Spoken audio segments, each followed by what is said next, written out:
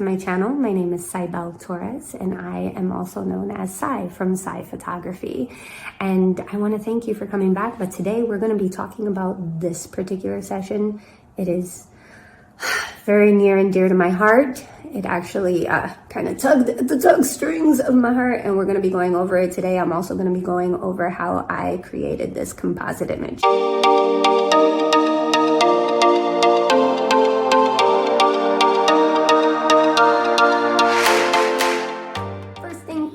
We're going to talk about the artist behind this particular session. Her name is Alicia Cobb from Art Simplicated. She is amazing. She is a very talented artist. And what she does is she does body painting. I really recommend that you follow her. I'm going to put her link to her social media as well as her website in the description below. So be sure to follow her for inspiration. Maybe you want to schedule her for your next session. It would be really cool. I've done a lot of mommies with little painted bellies. So go follow her, okay? All right, so let's get into this particular session. I wrote a blog post about this session, and I think it's really important that you read, but people don't like to read, so I'm making a video about it. Like I said, I can't really tell you the story of the person who is in this particular session, but I can tell you how it impacted me. And there's always a story behind every session. And there was this one moment when we were wrapping up all of our equipment that we were talking and we were going over, you know, the inspiration, where it came from and what she was trying to achieve with this look and these images. And and it was so beautiful for me because she was so well receiving of the quote. And this is a quote that doesn't get credited to the source very often. And I want to read you, I want to recite the quote. And the quote is that take joy in suffering, because suffering develops perseverance, endurance actually develops into character, and character transforms into hope that doesn't die in the face of adversity. And that was a quote that I actually found on social media, and it had been going viral for quite some time, and I loved it so much. And then one day I was like, I want to know who said it. So I Googled it, and I found out that it's actually credited to the book of Romans. That was awesome. So that brought it a whole new life. It brought it to life because there's context behind that particular quote, and I want to share that with you. That quote, let me give you some insight into who wrote it. His name is Paul, and Paul was born into a normal Jewish family. He was very well-rounded, very educated. He wasn't born into poverty or wasn't going through any type of extreme suffering. He was a normal guy who was just doing his due diligence, I guess, as a Jew. But then something happened, and it was this guy, his name is Jesus, shows up on the scene, and all these people are following him, and then there's a crucifixion, and then they're saying that he rose from the dead, and Paul is like, no way, man, he's not the Messiah, and that is blasphemy. And Jews were everywhere, were just turning over to follow Jesus. Even after the crucifixion. And Paul comes into the scene after the crucifixion. It's not like he was around, or at least the book doesn't really talk about him being around during the time of Jesus. I'm sure he was around, but he doesn't get introduced into the story until after Jesus's crucifixion. So anyway, back to the story. Paul, he is so upset about what's going on, and he thinks it's blasphemous, and he's a devout Jew. So he goes out to find Christians who are part of this movement of following Jesus, you know? And so he goes out and he finds this one particular guy, Stephen, and he brings him over to the court, which was called the Sanhedrin, and they kind of determine that he's guilty, and Paul is literally standing on the sidelines, grabbing everybody's coats and like, here, let me hold this for you, while they stone poor Stephen to death for simply believing in Jesus. And that is the guy who wrote that particular quote. Yeah, but it gets better. So don't get deterred just yet. It gets better. So Paul ends up traveling. He gets the mission to persecute all the rest of the Christians. So he's like on the road, la la la, and he is on a horse, and he is traveling to the road of Damascus, on the road of Damascus, or on the way to Damascus, not sure. But I'll put the link in the description below. Anyway, so he's on the way there, and while he's there, or on the road there, he gets blinded by this like super white light, and it just like knocks him off of his horse, and he falls to the ground, and the only thing he can see is Jesus. Like, that's just mind-blowing, right? He falls off a horse and he sees Jesus. This is after the crucifixion. The guy's supposed to be dead, and he's not. And so Paul is on the floor, and that's all he can see. And then Jesus says a few words with him, and he leaves. Poof, gone. And Paul is left without his vision. The light just completely blinded him. So the guards who were traveling with Paul, they don't understand what's going on. They don't know what's, like, they're all mind blown as well. So they're all like, let's get Paul back home. So they put him back on his horse, and they travel and bring him back. And meanwhile, there's some other guy who is a devout believer in Jesus, and he's praying, and God tells him, I want you to go visit Paul. And he was like, are you crazy, God? I'm not gonna go visit Paul. Paul is the guy who's out to kill people like me. Not going. And he was like, trust me, I need you to go out, and I need you to go see Paul. And the guy is like, hesitant, but he does it. Now, Paul has been blinded for a little while now. As to how much time, I'm not very clear about, and you can go in and read the story. I highly encourage you to read the story. A lot of people don't read the story. They just kind of quote his stuff. Read the entire story. But Paul is blind for a significant amount of time. And so when this guy shows up at his door and says, the Lord told me to pray for you, Paul lets him in. They pray for him. And what it says in the book is that the scales fell right off of his eyes, and suddenly he can see.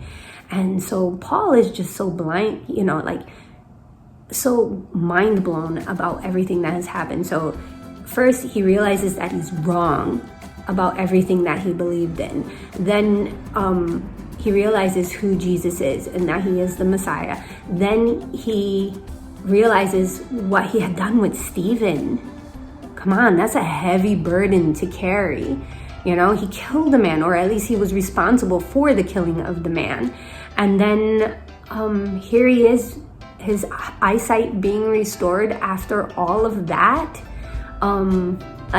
He felt guilty. He felt like he deserved all of that. And here God says, no, I'm going to restore your vision. It's okay. I'm going to forgive you. And what I want you to do is I just want you to tell people. And so Paul's like, I'm going to tell everyone about you, everyone and anyone. So that is what we call the gospel. And the gospel is the good news. And so Paul was on a mission to tell everyone and everything. But here's the thing that people don't kind of overlook. Think about the reputation that he just came from. He was known as the man who was out to kill the Christians. And now he's out to tell people about the good news. So you can imagine how he was received. So there were certain circumstances where he showed up and he was greeted with stones, and people literally threw stones at him. People had beaten him. People had mistreated him. And not just like people who were non-believers, but believers too, because they thought that he was just up to no good and he was trying to trick them or something. And I get it. Come on, humanity. We're a mess. So poor Paul is dealing with all of this stuff until eventually, over time, with his persistence, and he keeps going, he ends up convincing the people in the world around him, I'm legit, I'm for real, man, I really do believe in Jesus. So he then develops a reputation of being wise, and then before you know it, Paul is doing all these miracles because God is working directly through him. So he's like healing people, and people are coming to him from all over the place, but there are other areas that are still persecuting him wherever he goes. I mean, he had a rough life, but it's the context of that quote is what I want to go over.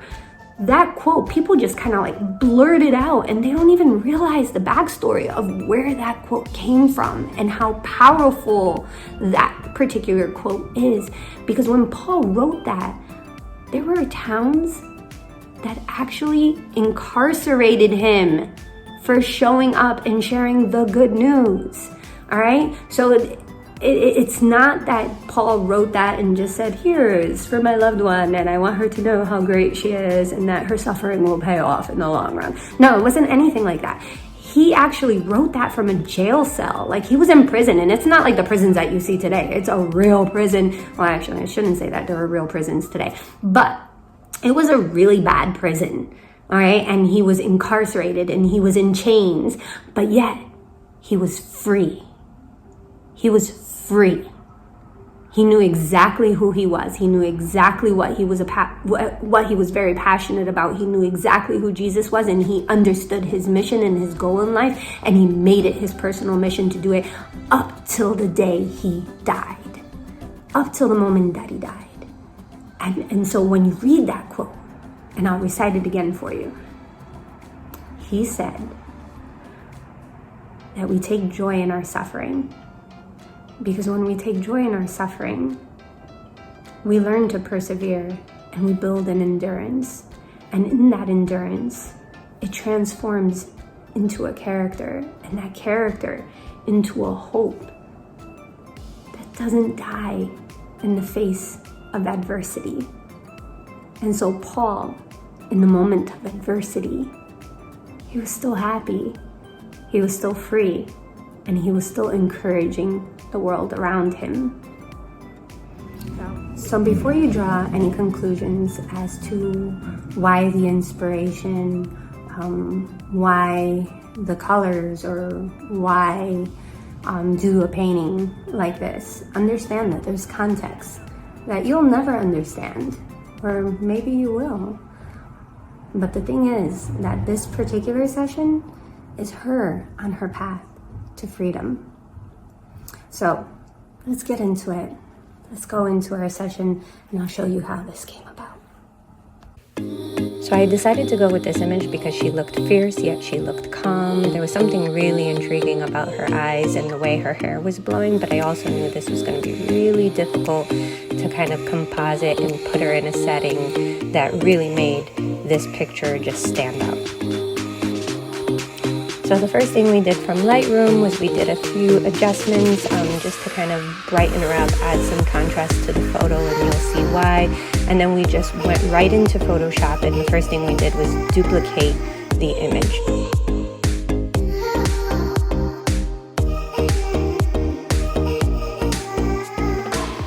I needed to create another layer, and the layer that I was calling it was duplicate. And then what I'm going to do is I am going to put a background layer behind that one layer that is going to be a solid red, so as I cut her out, I can see the red behind her popping out. Okay, so after I have all of my my layers created, I'm going to go into channels, and I'll move this over so you can see it.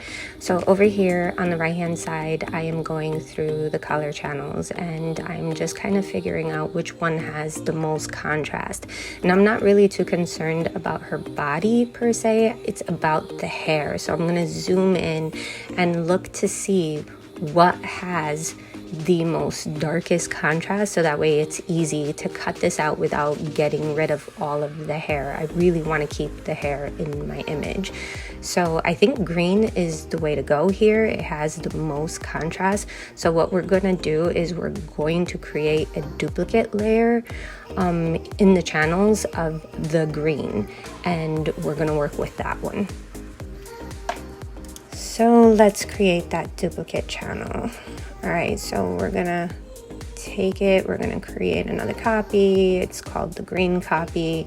And then once I have that, I'm gonna go into the adjustment layer, and I am going to kind of play with the highlights a little bit, and you know, just kind of like darken this up just a little bit more, so that way I can have, and one of the important things, we don't want too many shadows, because then all these shadows are going to be extremely difficult to kind of cut out after. It's you'll see, but I'm kind of liking this so far. I just kind of need to brighten up the background a little bit, so that way we can kind of, you know, there's way too much shadows here. So let's brighten this up just a little bit. Let's go back in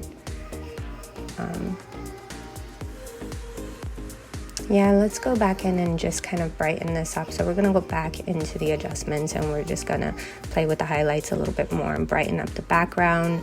And then once here, yep, that's the way I want it. Okay, so now that I'm done highlighting and getting all the adjustments in, I am going to hit, I'm just gonna brighten it up a little bit more.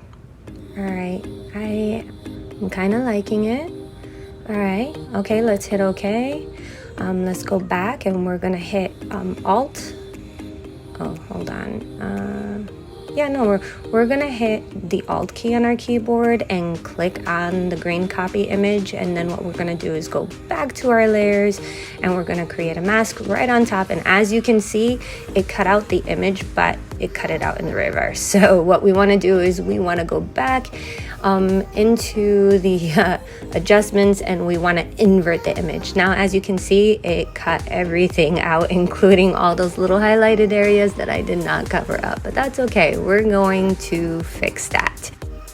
I think it's important that you kind of see the mistakes, because as you will be going through this, you will see or you will try to cut something out and you'll realize, but it cut out all the whites out of the picture. So what we need to do is we need to go back into that channel layer, and you see how it's erasing as we paint with our paintbrush on the black. It just erases more of the image. What we need to do is we kind of need to backtrack and go back into our channels back before the cutout, and we need to correct that cutout. So that green copy that we were working on a little while ago, what we need to do is we need to take all of those highlighted areas that you can see in her face, we need to paint over that with a black, so that way when we take the image and we hit the Alt key on our keyboard, which is kind of the command to cut out the image, it will not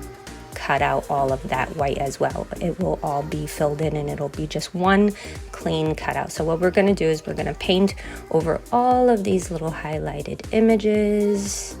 La-di-da-di-da. Let's cover them all up, all these little spots, because they will come out. That little spot over there, that's her hair, so we're not going to do that, but we need to get over here into her arm, get all these little dots, because it will cut everything out. Now, keep in mind, I'm no Photoshop expert. I actually YouTube a lot of videos, and I am self-taught, YouTube certified in Photoshop. I did go to school for graphic design, so I know a little bit, but it's very basic.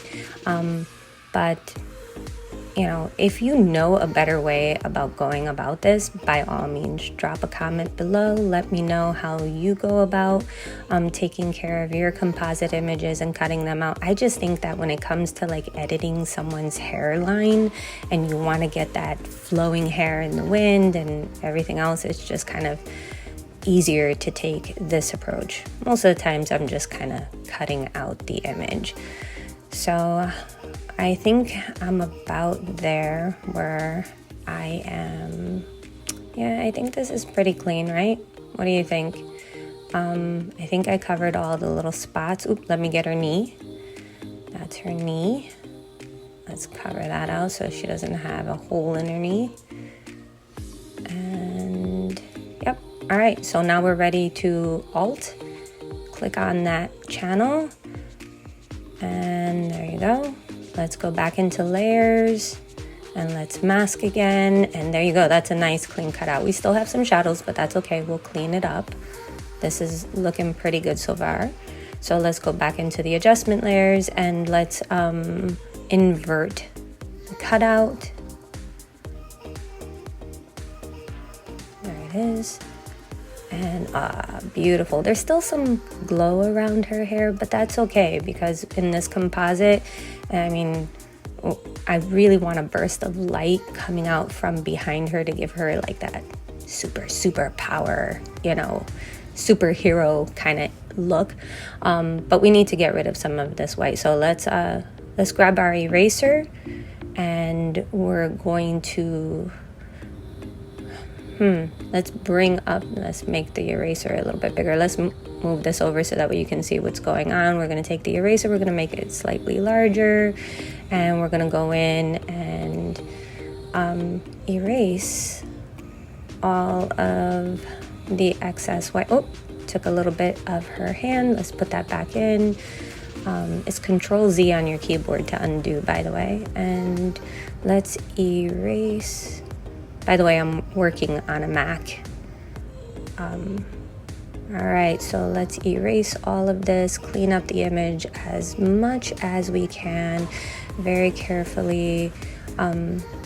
I'm not really too concerned with getting it really, really perfect around her feet because she's going to be sitting in smoke, but some of this will pop out in the image and I want to get rid of that. So let's get as close as we can, clean this up over here.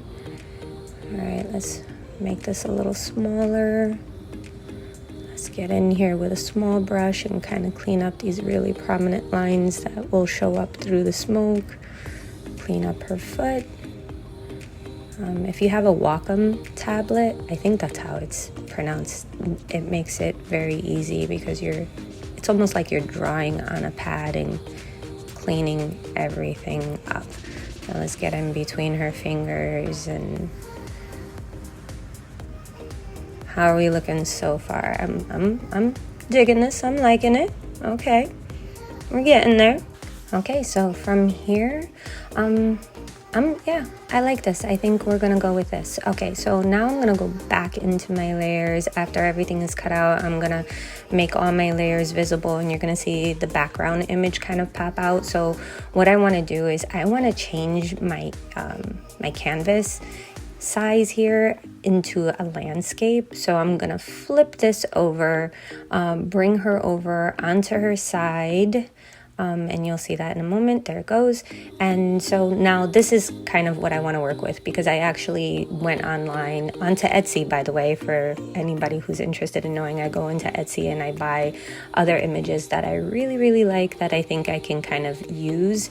There's a lot of photographers that sell. So this is the image that I found, and it's called Spooky Forest, but I just thought the blue and the forest just kind of went with her overall look, not being spooky at all.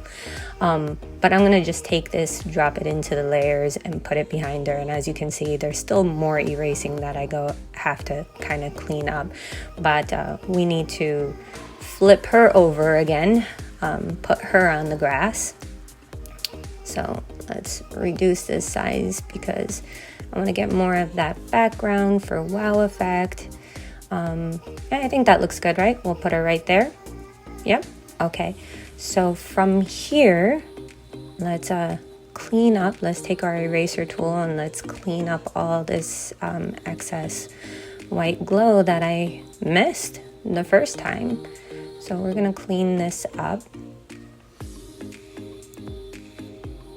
And oh yeah, so as I was saying, there's a lot of photographers on Etsy who sell, you know, digital backdrops, brushes, and of course there's photographers that sell, you know, presets and stuff like that. I get a lot of them from Etsy. I like to support local photographers, so you'll see that I have a lot to choose from. I kind of keep them here inside my documents folder, and I have so much to work with. So I also bought these light overlays that I really like. Why reinvent the wheel, people? People have already made this easy for you. So as I travel, I'm just looking for it right now. But these photographers, they actually went out and created this stuff for you. So all you have to do is like drag and drop, and it just makes your life so much easier. You know, like why go through the task of creating this all over again? So we're going to take that and we're going to move that light behind her. So that way she is in front of the light, not behind the light. And these are more layers that I have bought throughout the years of photography, and I am looking for another kind of like a sun flare burst to kind of put in there. So let's put that. Let's not feeling that one. Nope, nope, nope, nope, no, no, no, no, no. Maybe, yeah. Okay, let's do this one. All right, I'm gonna drag and drop that right in there. And let's so what I did was I just kind of changed it from normal view to screen view, so that way you don't see the black. And I want this right behind her. I want it big, but I don't want it too big, so I don't want it the size of the image. So I'm gonna put her right in front of it, and then we're gonna go back into, let me just move her around a little bit. So now I need to get rid of this like harsh line that's around her. So sorry about that. Let's clean this up a little bit. So what I'm doing is I'm just going into the layer with the light, and I'm just changing the opacity to bring it down a little bit. And then I'm gonna go into my eraser tool, change my brush size a little bit here, so that way it's slightly big, so that way nice, yeah, just click away just very lightly around the edges, just to kind of get rid of that harsh line that is around her, because I really want that, but I don't want that harsh line, obviously. And now from here, what I want to do is I want to start layering some smoke. So again, I bought these from Etsy. I'm going to go into my smoke files, and I am just going to pull up a few smoke layers that I think are really going to work with this. So I like this one for right behind her. It's kind of grayish. I want it a little bit brighter. So let's move it around so that way we get it like right behind her. Now what I want to do is I want to kind of make this brighter. So we're going to just change the saturation a little bit by hitting Command U, and we're just going to brighten this up and just hit OK, and that should, yeah, that really brightens my image up. So now I want to look for some more smoke that I want to put right over this image.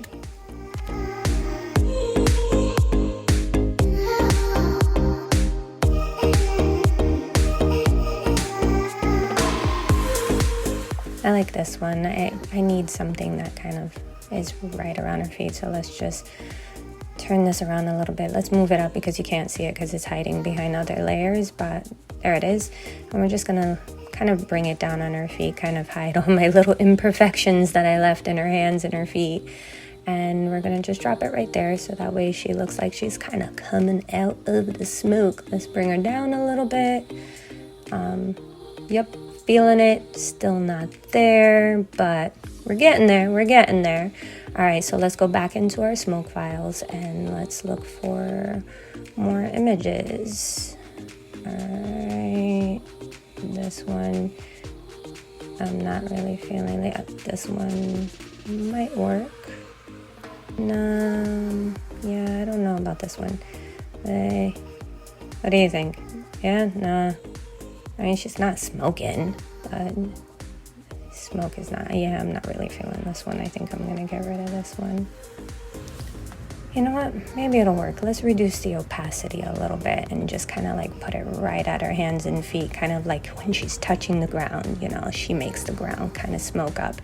And let's look for a few more smoke images because I'm still not feeling it. Like, she's in the forest, there has to be like a fog or something that's coming out in front of her. So let's look for another one that might work with this image. And sorry, I have so many smoke images to work with here. So this one I think is a yes. Yes, yes, yes. Perfect. Oh, yes. Oh, yes, yes. Okay, so we're gonna just drag this out, bring it over. Yeah, feeling that. That is actually really good. What do you think? This is actually really cool. She's looking cool so far. Just playing with a little bit of the settings here just to see, maybe reduce the opacity just a little bit, just slightly. But I need to delete a little bit because I don't want it to cover her face too much. So that deleted too much, so let's move over a little bit. Yeah, because I just want the smoke kind of slightly over her face, but not completely. I still want that contrast from her hair to really pop out, like she's really coming out of the smoke.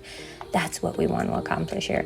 And then we just kind of need to fill up this little gap over here. There's just this I can't leave that so blue over there. Like, I like the blue, but yeah, there you go. Now it looks like it's all over. So let's move this around, bring it down a little bit, so that way the whole forest is feeling her entrance. And let's bring this right over here. I still have that harsh line, so we need to do something about that. Let's go into our eraser and just kind of erase a little bit of that, just slightly. So I have my eraser set so that way it kind of has like a nice little opacity. It's not a sharp edge eraser. So I'm feeling this. All right, so I think this is it.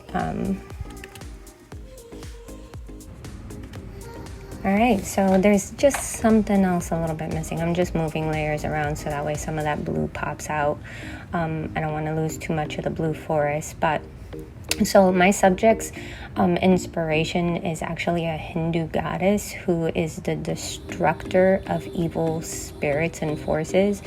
I can't tell you her story because it's her story to tell, but I can only share with you my experience, and this is just taking one of her images and just putting her in this setting because this is how it speaks to me. It speaks in the form of, I mean, because what she's doing is very noble, so I think she's a bit of a superhero. So let's give her a little bit of a superhero glow and just add another sun flare from my collection of sun flares that I bought on Etsy from a local photographer. And I'll put those links in the description below so that way you guys know where to go to find all of these collection series of lights. I'm going to move that around. Again, I'm going to get left with really harsh edges, so I'm going to go into my soft eraser and I'm going to erase the edges so that way I don't have that harsh line going across.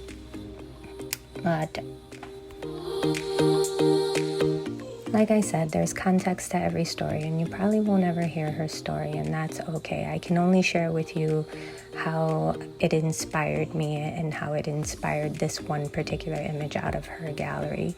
And if you want to see more of just the straight out of studio images, just go to the blog post on sciphotography.com. I have her little gallery inside the blog post, just a few of them. The rest of them are for her to share with her audience when she's ready.